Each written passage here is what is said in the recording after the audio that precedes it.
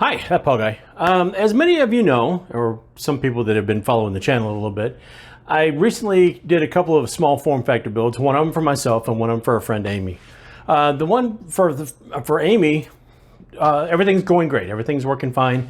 But for the one I built for myself, the one in the small, the CoolerMaster Elite 110 case, I had some issues, or I had some thoughts, and was really concerned about the cooling, mainly because the 1600 processor, the Ryzen 5 1600 processor I put in there, was butting right up against the power supply. Now, I did turn the power supply upside down.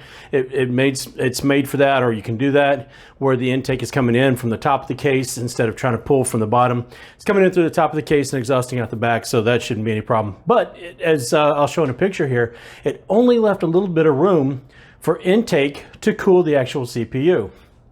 Not really comfortable with that. So I ordered a Noctua low profile cooler called the NH-L9a for the AM4. The AM4 platform is AMD's platform. They do make one for the Intel platform, but I ordered this one obviously for AMD because I was having a Ryzen 5 1600 that was in the box already, and I figured I would get some clearance. I also looked at power supplies, but right now power supplies are very, very difficult to get a hold of, especially something in an SFX. So I decided better something than nothing. I ordered the Noctua, and in between the time I ordered it and the time it came in, which was only a couple of days, mind you, I found a smoking deal on a Ryzen 7 3700X. Now, it just so happens that one of the things on my wish list, not ordering from Wish, but my actual wish list for parts for my editing rig, was to step up from the 1700X that was in it to a 3700X. Well, finding that on sale made me immediately think that I could take the 3700X, put it in the editing rig, take the 1700X out of there, and swap out for the 1600 that was in the small form factor. Still needs a name, by the way. I've got it narrowed down to two things. Because it is a small form factor, I'm going to either name it Danny DeVito or the Black Box. So you guys can help me decide, but it's probably going to be one of those two. So I took Danny DeVito or the Black Box, opened it back up, swapped everything out, and believe me, this is a little bit of a trial because you have to take everything out. The cooler that is on it, the regular cooler, the Spire cooler, connects from the top. Now, when you go to put an aftermarket cooler, many of those connect from the bottom, so you have to take everything out. Which also gave me a chance to kind of rework some of the cable management and everything, and everything, believe it or not, came up the first time. I was shocked. I was really shocked and quite pleased. So base clock on this processor is 33.4 gigahertz. It will boost to 3.8 under normal circumstances. This is a small enclosed space. I don't expect it to do a whole lot of that. And true enough, when I started doing a couple of just benchmarks to see how it compared to the 1600, I found that it was quite comfortable in somewhere around the 3.45 to 3.5 range. Didn't very often get above that, but that was okay because temperatures at idle were very comparable, or actually a little bit lower than they were for the 1600, and I was very happy with that. Where things got interesting, though, is when I started, I found a good sweet spot because you can't just leave it in there stock. So let's find out if we can overclock this bad boy. Boost clock on it's 3.8, so I tried that first. It wasn't stable. I wasn't liking that very much at all, and I had some issues. So I backed it down to 3.75, and lo and behold, beautiful. She ran Cinebench R15, R20, a bunch of other benchmarks just fine. I ran the Heaven benchmark fine until I started getting to temps. Now, to do the temps and to look at things, I went ahead and used a couple of generics. I used CPU-Z and I used Core Temp, which are free utility downloads. You can download from and use. They're absolutely free. But I figured it would give me a chance to look at what the temperatures were and kind of stress the CPU a little bit without going full blown. Now, I also was doing a little bit of gaming. So the gaming that I was doing, I was on GTA 5, just kind of simply starting out, and it's CPU intensive, but it's not like overly intensive. It's pretty much, I mean, that's a good indicator of the type of game that's probably going to be played on that. Borderlands, GTA, those types of things. Nothing that's going to be super crazy or something that I have to worry about, really stressing the CPU out a whole lot. But if I do, I wanted something that was going to cool it well. Well, at 3.75 gigahertz, she ran a little warm. and I'll post some temps and all that stuff. But needless to say, she idled it a little bit higher. I believe it was about 44 degrees that she idled. And when I went to go ahead and do a bench and a stress, the stress test was way out. As a matter of fact, I had to stop it after about 2 minutes or so because it just kept climbing, and it wasn't like it shot out of the cannon, but it was on its way up. So I stopped the test after about 2 minutes and figured, you know what, that wasn't going to do it. So I backed her down to 3.65. Figured we'll take a whole group off, a whole 100 megahertz, and see what happens there. I didn't want to go all the way back to my base because I knew she ran fine at that and very cool, but there ought to be something that I can do. Back to 3.65, and was really kind of baffled because my idle temp was then higher. It's now idling at 46. Now, it wasn't quite 46 the entire time. Sometimes it bounced a little above that, but it would come down and stay at 46. And for the most part, it was okay around there.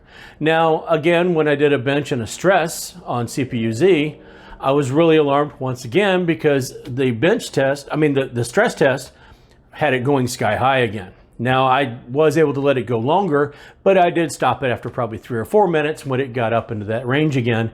And I thought, you know what, that's not where I want to be. Gaming was not bad, was not horrible. I could live with it, but still not where I would really, be kind of comfortable playing for long hours. So I dropped it back to 3.55. So dropping it back to 3.55, again, saw something that surprised me because the idle temp now sat at 48 degrees Celsius, which was higher than 3.65 and higher than 3.75. I don't know why the idle temp, because I've gone back and I let it cool and I started over and I figured, okay, and I let it idle for 15, 20 minutes, figuring it would bottom out and cool off and everything would be fine. But nope, that's where she sat, and she was rock solid and just happy as could be at 48 degrees. Which at first I thought, okay, that's a bit strange, especially because when I'd backed it down from 6.5 down to 5.5, it did the same thing. But at 3.65, she was at 46 degrees, and backing her down to 3.55, she's sitting at 48. So I figured, okay, maybe this isn't a good sign for when I do temperatures on the stress test again. Well, it wasn't, but it was. It was, but it wasn't. I don't know. Whichever order you want to put those in. She did okay in just a regular bench. Again, with the stress test, I went longer and it didn't get as high, but it still was kind of climbing, and I waited till it kind of stopped climbing for a little while. I didn't run it for like 20 minutes or anything. I was probably about 7 minutes in when it stopped climbing, like it, going out of control. So I went ahead and stopped it there.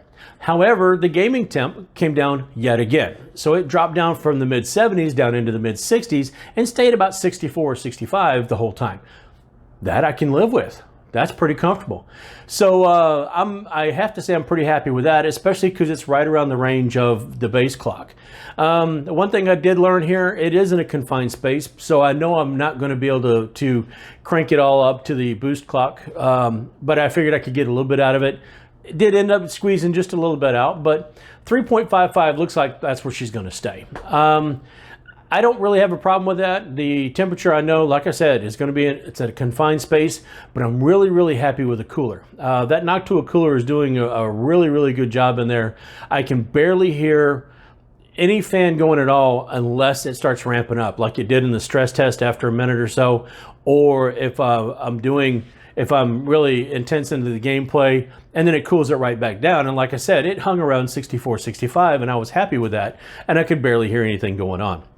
So, lesson to be learned from this is I've got what can now be called a decent editing rig for on the go, because it's got a 1700X 8-core 16-thread processor.